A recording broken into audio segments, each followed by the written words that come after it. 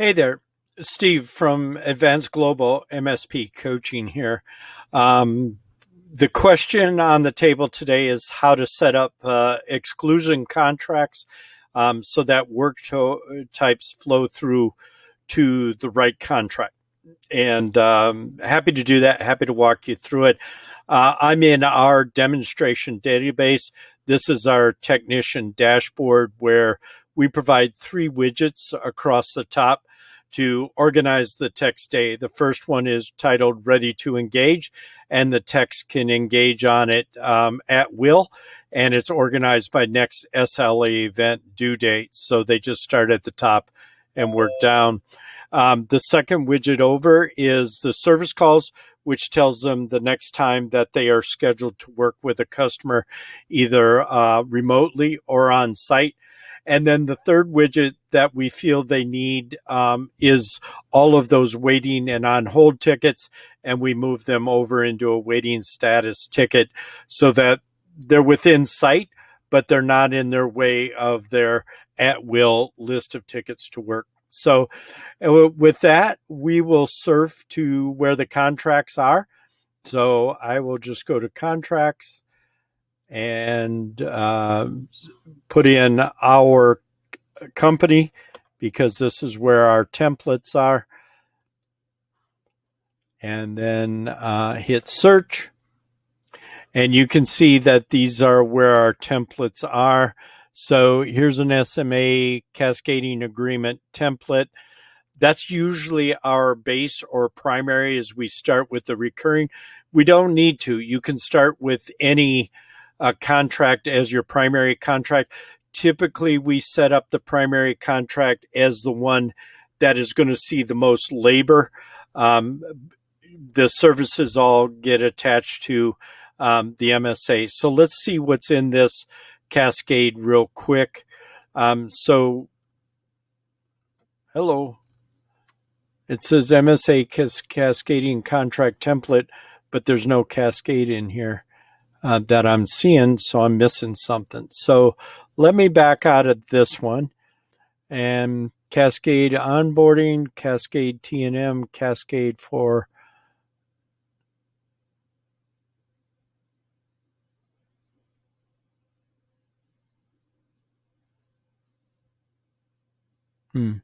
Let's see what's in this template.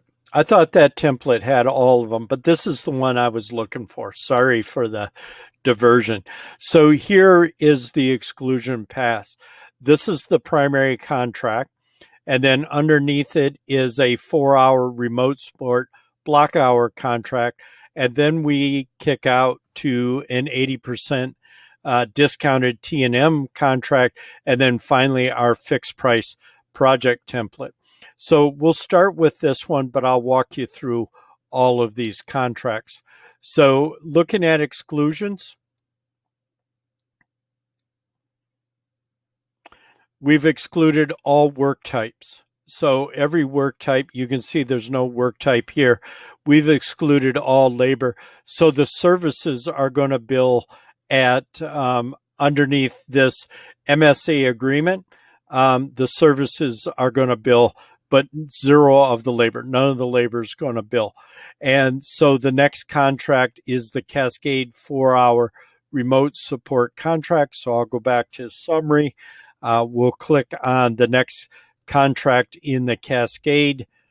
And here you can see where it doesn't show the MSA at the top, but it does show everything that's lower in the Cascade.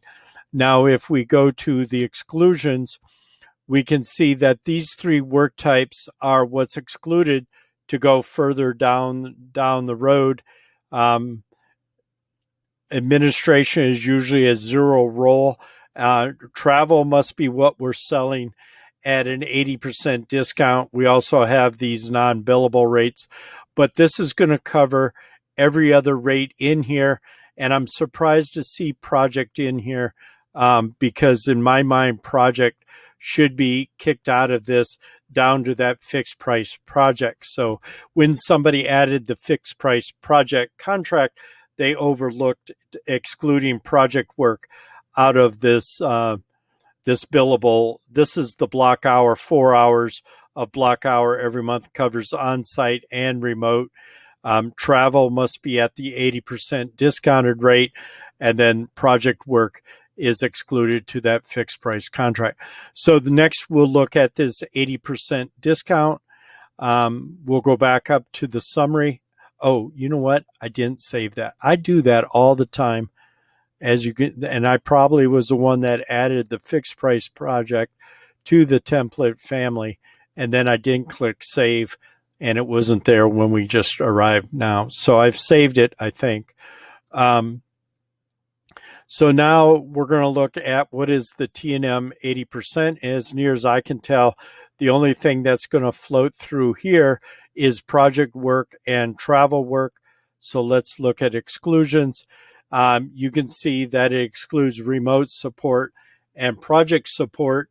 Okay, that makes sense. Remote support isn't going to be this far down in the cascade. It's okay to protect it and kick it out, but remote support should never be this far in the cascade. Project work is being excluded, and as you can see, it's being excluded to the fixed price template. You can look at rates here and see what the rates are adjusted. Here is the standard rates in our database. Coaching stays at the same level. Consulting is discounted. Developer time is discounted. Emergency technician is discounted. Engineers discounted. Help desk is discounted. Network engineer is discounted. And you can see that the project manager is discounted from 125 to 100. So the only question we have is, why is there an upcharge for coaching? You'll have to ask Carol. She would know why there's an upcharge for coaching, but that's a different topic for a different day. Let's go back to talking about exclusions and contracts. You can see that we're now excluding work types to the fixed price contract. So we'll take a look at that. This is the end of the road. This fixed price has expired, so it's no longer in active use. It's still online. It's still available. The exclusions are still working. That explains why project was not excluded, because the fixed price contract has expired. That's interesting. So apparently I didn't disengage things properly. As you can see, all work is now covered by this fixed price contract. And when you go to the rates are all zero because it's covered by the fixed price and the milestone billing that is in this price. And there's no milestones. Either that or all the milestones have gone by. And so they've been expired. I don't know. I don't remember building this. I could have. I just don't remember. So hopefully that little walkthrough on how to set up exclusion work types so they hit the right contract. If you have any more questions, shoot me an email. If you need help building cascading contracts, we have a whole project around coaching MSPs through how to build the cascading contract automation from beginning to end. So I hope this is helpful. Let me know. Give me thumbs up. Give me kudos. Talk to me. Tell me what's going on. And thanks for your question. Greatly appreciated.